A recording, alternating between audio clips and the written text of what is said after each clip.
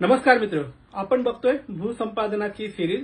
भूसंपादनाचे दोन कायदे, 1894 चा जुना कायदा, 2013 चा नवीन कायदा. 1/1/2014 पासून नवीन कायदा लागू झाला.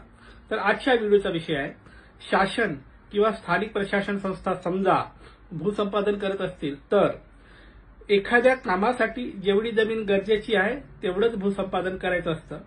गरजेपेक्षा जास्त जमीन त्यांना भूसंपादित करता येत नाही. म्हणजे काय, समजा मनपा आहे, मनपाला पाण्याची टाकी बांधायची आहे, त्यांना समजा 20 गुंठे जमिनीची गरज आहे, तर त्यांनी 20 गुंठे जमीन भूसंपादित करायची आणि तेवढ्यावरच काम करायचं.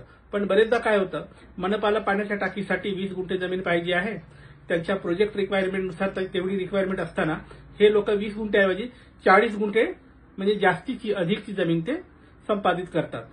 अशा वेळी आपल्याला माहित नसतं म्हणून आपण चुपचाप राहतो. कायदा काय म्हणतो, जर यांना 20 गुंठेची जमिनीची रिक्वायरमेंट आहे तर यांनी 20 गुंठेच एक्वायर करावी, अधिकची संपादित करू नये.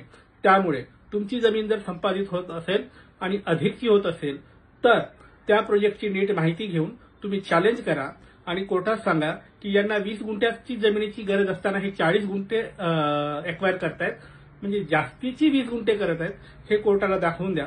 जर हे व्यवस्थित पुराव्यानिशी कोर्टात जर पटवून दिला तर अशा पद्धतीचं भूसंपादन बेकायदेशीर ठरवून हे नोटिफिकेशन रद्द करतं कोर्ट. अशा पद्धतीची प्रॅक्टिस करते.